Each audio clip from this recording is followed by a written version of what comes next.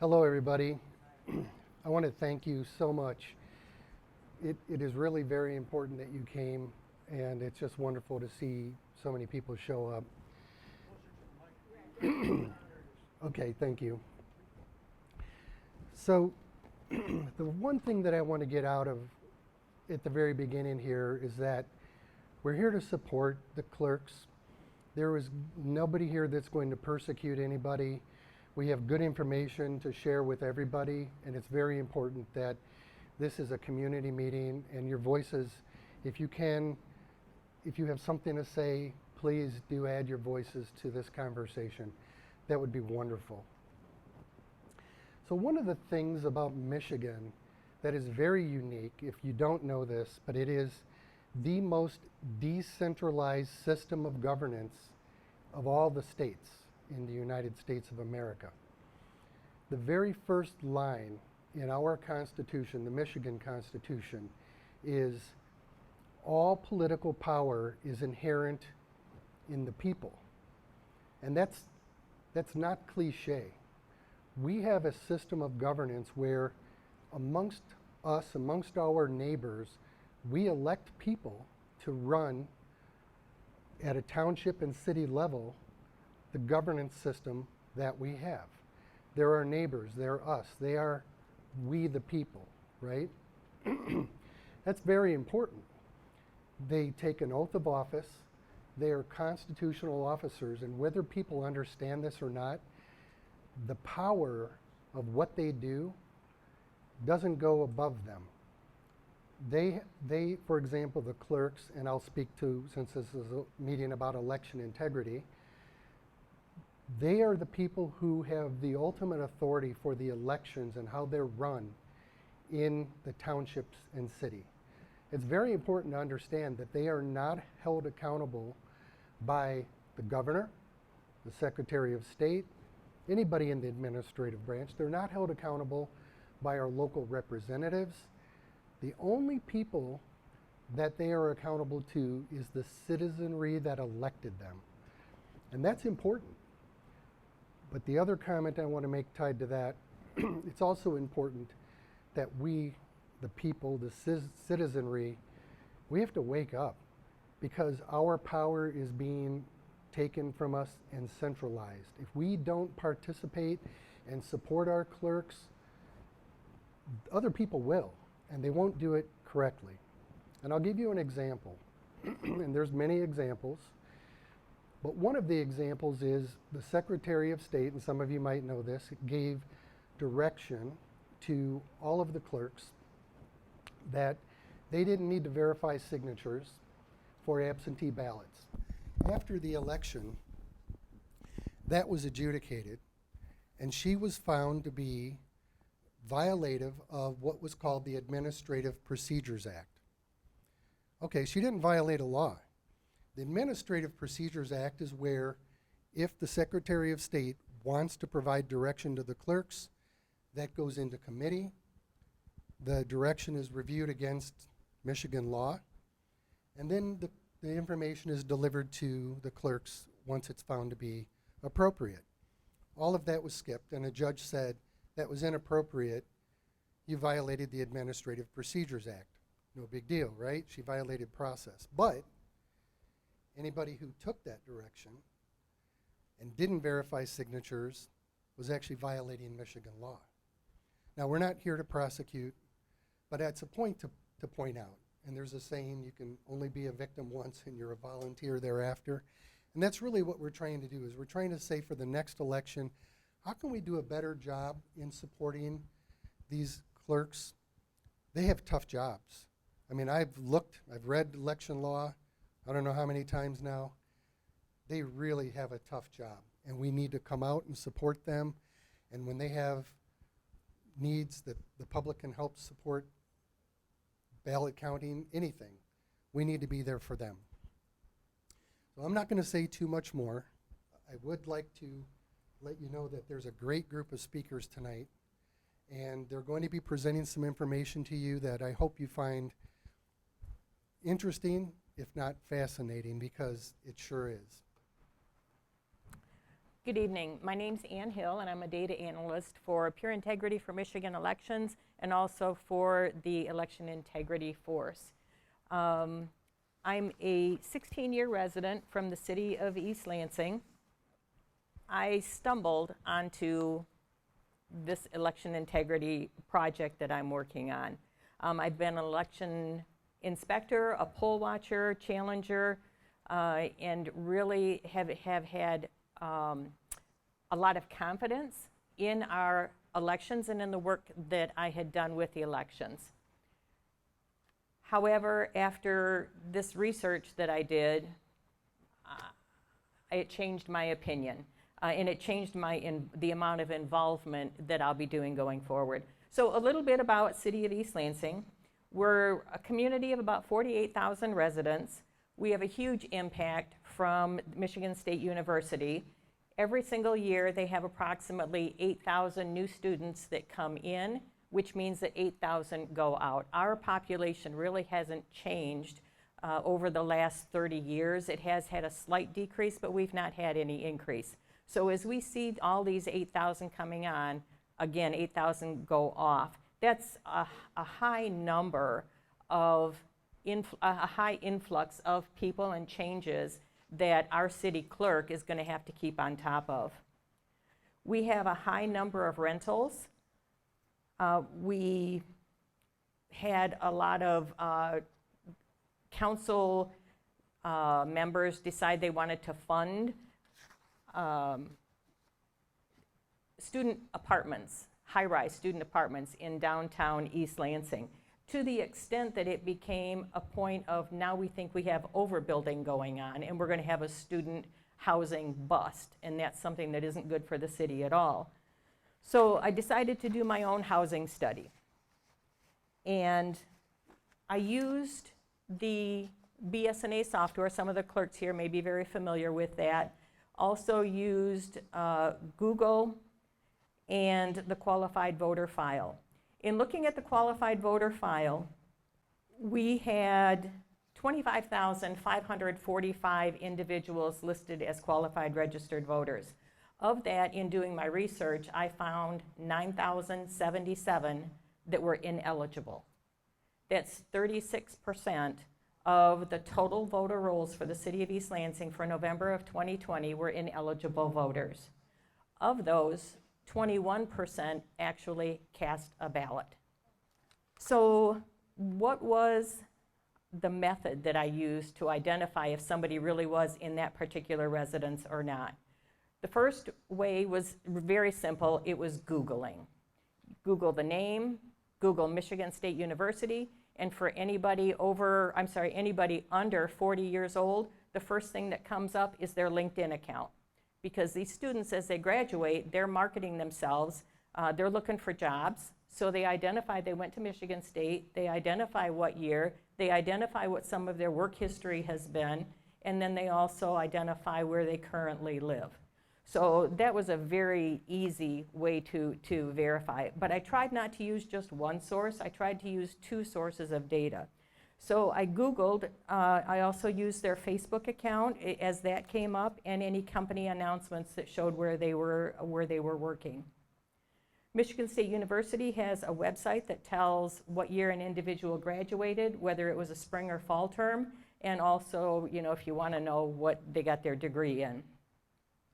There are background check, applications that one of them is called smartbackgroundchecks.com. One of them is called Melissa. Again, I tried to use multiple sources to validate that, yes, in fact, these individuals were no longer in the city of East Lansing. We've heard that 35 to 40-year-olds, many of them are living in the basements of their parents. I didn't find that to be true. I did find that there were a lot of 60-plus individuals living in single-family homes. However, the children in their 35s and around that age range, the qualified voter file said that they lived there. However, when I did my looking up, where are they weren't in the basement. They were off. They'd already graduated. They were in a totally different, many times a totally different state. Here, the largest bar, those are for those individuals that didn't live in the city, they've moved on. Our next highest category is living in the dorms or don't live in the dorms. Michigan State University made the decision in March of 2020 to go ahead and close the dorms because of COVID. They didn't have students moving back in through the summer. And then, of course, in August, early August, they decided that they weren't going to have classes at all. And there were 19 of the 27 dorms and apartments that were actually closed. So there was no staff there. There were no students. The lights were out. There was no maintenance that was being done on a day-to-day basis. So therefore, for an absentee voter, there's no way that that application or ballot could have come back to the dorm. Now, if they'd had an alternate address on there, that could happen, but there were not very many that had alternate addresses on there. Our third category is the fraternities. There were 828 fraternities, sororities, co-ops, and group housing. The typical age of a resident that is in those types of housing is 20 to 21 years old. However, I found one property that is currently a fraternity house, and it really does have males that are 20 to 21 years old. But it also had 12 females that were between the ages of 48 and 52 years old. It apparently used to be a sorority house 25 years ago and now defunct, but those women still showed up on the rolls. Moving over to the next category, 767 sold residences. These all sold more than 30 days prior to the election. Of those, 85 voted. An example is there is the current owner. There is the owner that sold the property in 2019. There's the owner that sold the property in 2017.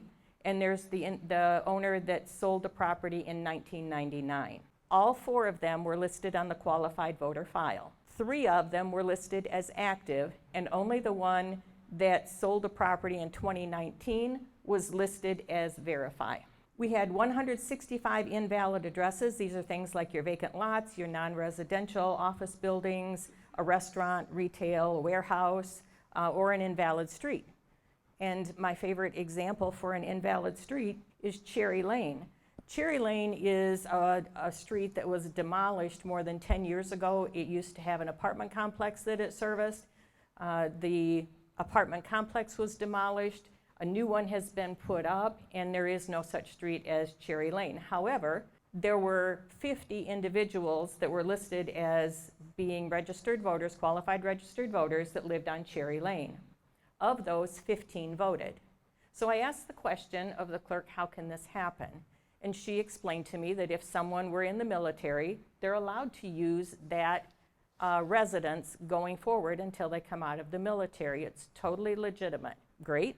I went back and looked, and of all the 50 individuals that were listed as being a resident of that address, that only a handful, and I think the number was like 5 or 6, even qualified from an age perspective to be in the military. All the rest of them had exceeded the mandatory retirement age of 64 years old. So the vast majority of those should not have been on the qualified voter file with that address of record. The next slide that we have just shows the information a different way and tells you by different category.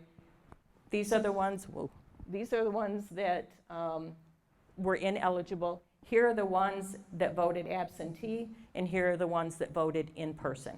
A little bit of follow-up for the clerks.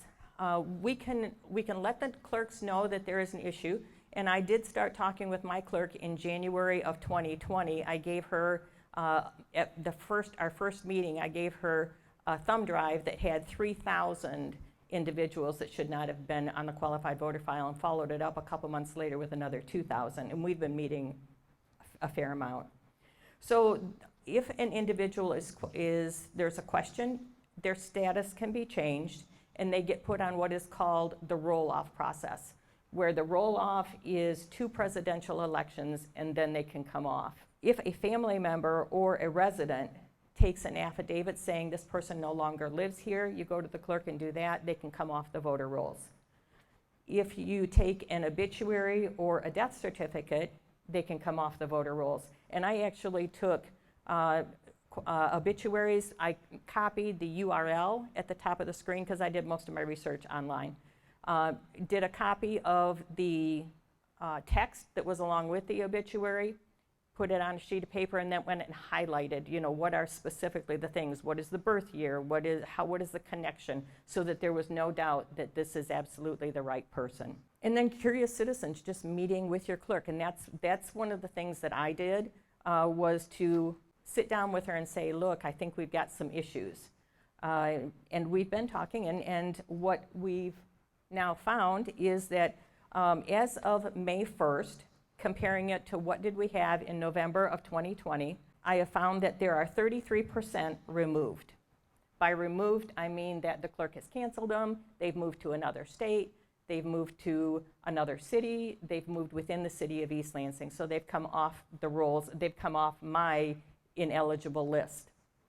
In addition to that, we've got 25% that had a status change. That means going from from active to challenged, or from active to verify, or challenge to verify. There's been some kind of a status change.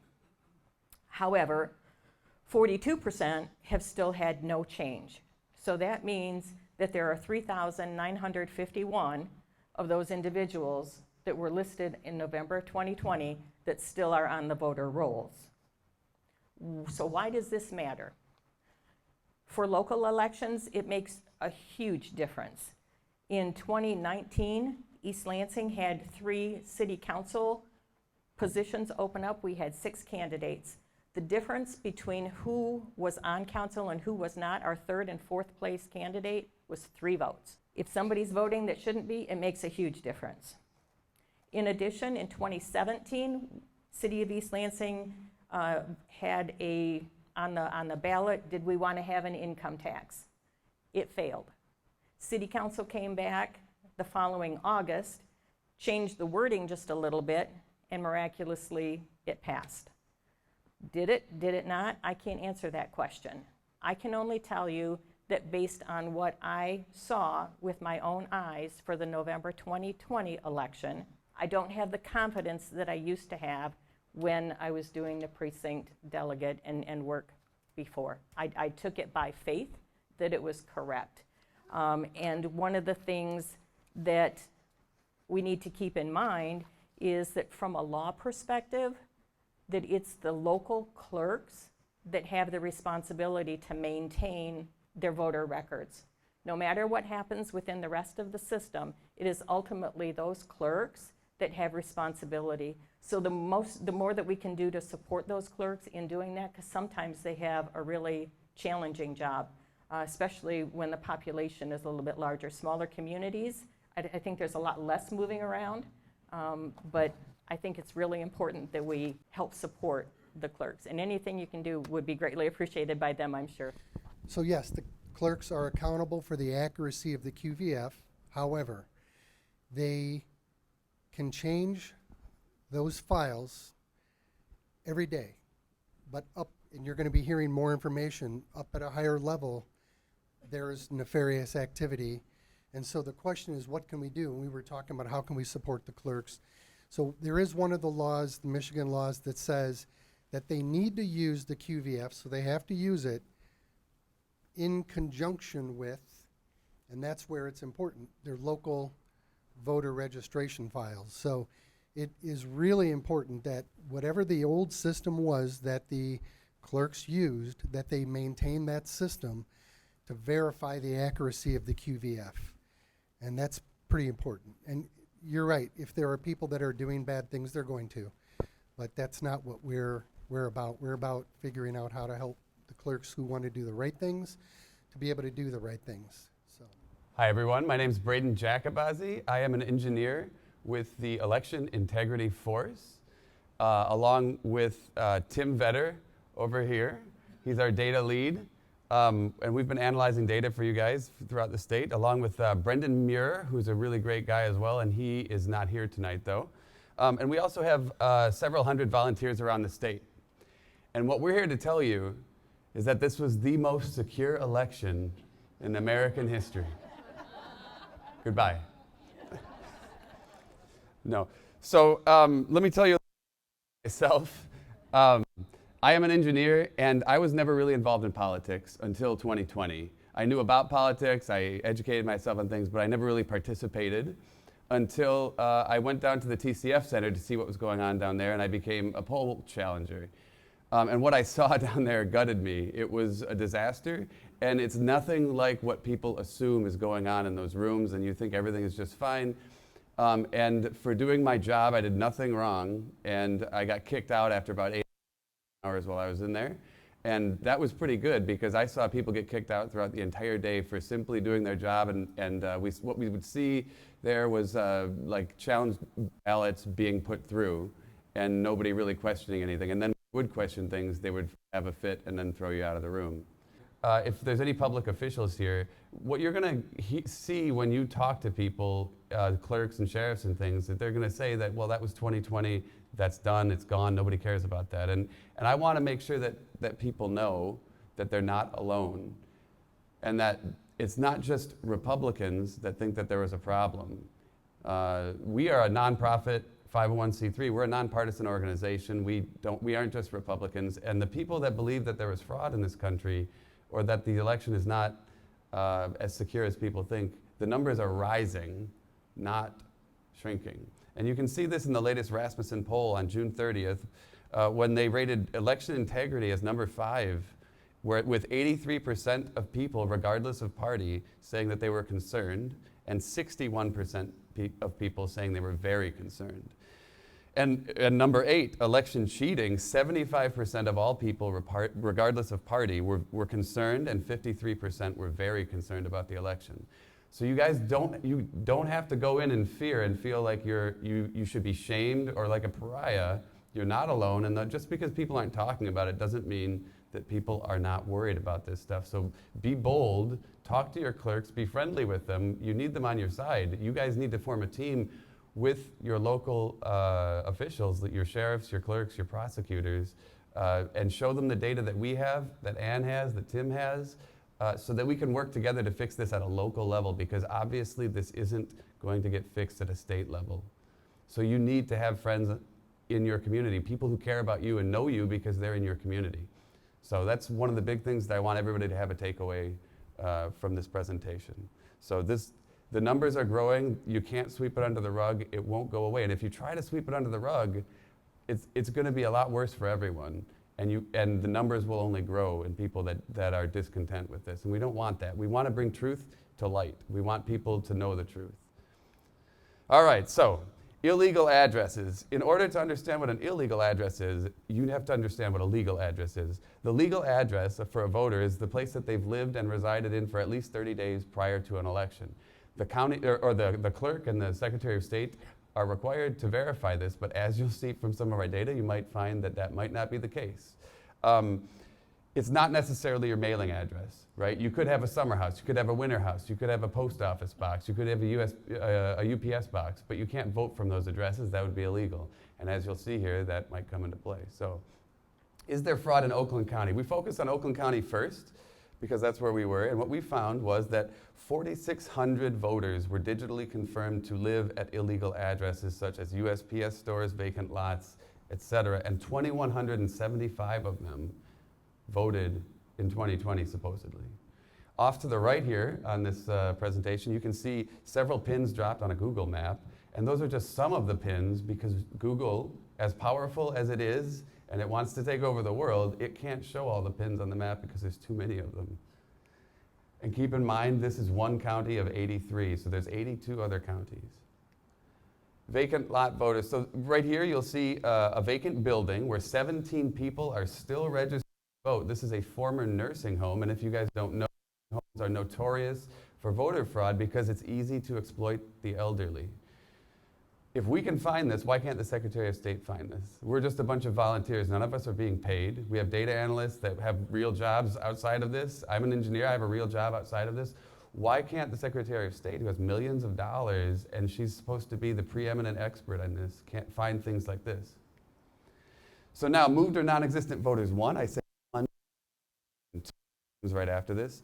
What we did for this section is we took the Michigan Qualified Voter File, that's the official file of Michigan, that houses your name, your address, your voting history. It doesn't say who you voted for, but it says whether you voted absentee or in person or not at all. We compared that to the database that Ann mentioned called Melissa. And Melissa is not a person, eminent database that has many certificates and awards. Businesses use this around the country in the right of people and to get products to people. But we know that all databases have flaws, right? So even though we compared 2 databases, we wanted to check a 3rd database just to make sure. And we checked a database called True People TPS, which you can look at online for free at truepeoplesearch.com. What you can find there is pretty creepy. You can find the habitation history of pretty much anyone, including you. And so you can use that to your advantage in this case, right? I mean, that's the time we live in. So we took these 3 databases that all have flaws, but when you put them all together, you can come up with a fairly conservative estimate. And what we found was that 1,715 we're calling phantom voters. This is just people that moved out of the county, not people who moved within the county and voted from the wrong address. That would have increased the number substantially, but we don't have the manpower or enough people to be able to tease out that data. And again, keep in mind that there are 82 other counties. Move Voters 2, so this is the same as Move Voters 1, except instead of using the True People Search as the 3rd database, what we looked at was the National Change of Address database. The people who keep this up and maintain this are the Postal Service itself. So this is another database that we use that just in case the True People Search wasn't good, right? So what do you think we found? We found that 3,569 what we're calling phantom voters were digitally confirmed to have moved out of the county or out of the state prior to the 30-day deadline before the election. And this, again, keep in mind, this is just people who moved out of the county, not people who moved within it, which would have raised the numbers substantially as well, because we're limited in manpower, unlike the Secretary of State. Here is one example. This is probably my favorite one. This is a door that I knocked on myself when I was canvassing. Here's a 3-bedroom house in which 8 vote. How many people do you fit in one bed? I don't know. But what makes this even more interesting is that when I gave this information to Tim Vetter, who's sitting right here, who you're going to hear from in a minute, found out that 16 of these people are overseas civilians with no foreign address. So this is like fruit that anybody with access to this qualified voters file should be able to find. So why is it up to Tim and I and our volunteers and all these people at EIF who have no experience with this specific system to find such low-hanging fruit? But the Secretary of State, who has millions of dollars to do this, can't seem to do it. Duplicate voters. This is pretty self-explanatory. What you see here is that when we did our digital survey, we found about 2,800 duplicate voters in Oakland County alone. Dead voters. This is pretty self-explanatory again, right? This is all preliminary data. We haven't hit the houses and canvassed for this yet.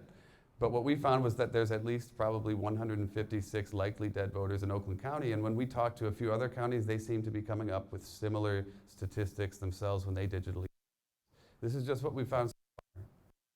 Statistical improbabilities. Now, we all know that there's about 1 million of these that we've heard throughout the election, but I just want to highlight 2 of them today that you may not have heard. This one is related to Michigan. If you look here, you can see a blue line with shows all of the registered voters in Michigan. And you see a yellow line that shows the voting population in Michigan. I want you to focus on the yellow line right now. You can see that yellow line, it goes up gradually, linearly over time, which you would expect as people get added to the voter rolls over time. As Michigan gets people, that the data would follow a trend. However, when you look at that blue line, all registered voters stay pretty constant and pretty reasonable, and then all of a sudden, after 2018, they suddenly skyrocket up. Well, who came into office in 2018? Jocelyn Benson. And that number gets up about 500,000 votes. You'll notice there's about 500,000 votes that have been inserted into the QVF, or votes inserted into the QVF since then. So it's an interesting correlation that people should be thinking of. I'm sure Tim will be coming cover more after I'm out of here. Another statistic here, you'll see that the top 11 predictions on the left side, you have 2 tables. On the left side, you We have the top 11 jurisdictions where Joe Biden's vote soared past Hillary's vote in 2016. And on the right side, you'll see the top 11 jurisdictions where suspected fraud occurred based on the previous slides that we just looked at. And what you'll see here is that all of these jurisdictions show up in both of the tables. So what are the odds of that? And who do you think is benefiting from this? So the cool part, this is the fun part. And this is where you guys are going to have to pay a little bit of attention. And this is pretty interesting stuff. It's very, you keep in mind this Georgia quote, the most effective way to destroy people is to deny and obliterate their own understanding of their own history. Keep that in mind as we move forward here, because your history is what defines you, and if you don't have a solid history and you can't point to it, you have nothing that defines you as a society.